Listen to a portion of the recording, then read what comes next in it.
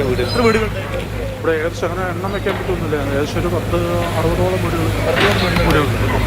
ആ വീടുകൾ മുഴുവൻ ഇപ്പോൾ പൂർണ്ണമായി വിളിച്ചു.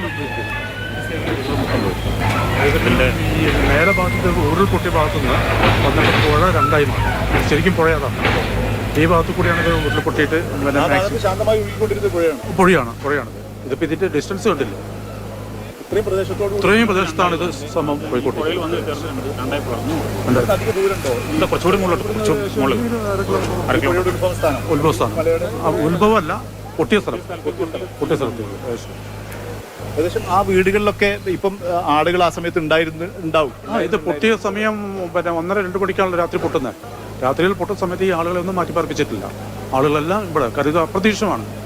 കാരണം അതിലെ പുഴ ഒഴുകുന്ന ഇത് ഒരിക്കലും ഇങ്ങനെ ഇത് ജനവാസ കേന്ദ്രമാണ്. സ്കൂളിൻ്റെ അവിടുന്ന് കയറി വരുന്ന റോഡാണ് ഇതിലെ പോയിക്കൊണ്ട് പോകുന്ന റോഡ്.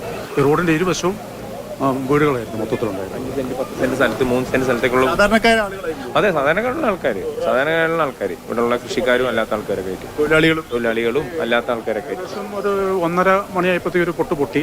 പിന്നെ ഒരു 4 മണിയായപ്പോഴത്തേക്ക് വീണ്ടും ഒരു പൊട്ട് പൊട്ടി. ആ പൊട്ടലാണ് ഇത്രയും വലിയ കുടുംബം. നമ്മളൊരു ബന്ധു അങ്ങനെ പോയത്. പൊട്ടലിൽ വീടിന് മുകളിൽ കയറി.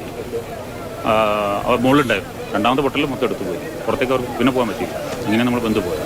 4 പേര് പോയി. ഈ വലിയ പാറക്കല്ലുകളൊക്കെ ഇടിച്ചു കഴിഞ്ഞാൽ അങ്ങനെയാണല്ലോ. കല്ലുകളൊന്നും ഇവിടെ ഉണ്ടായിരുന്നല്ല.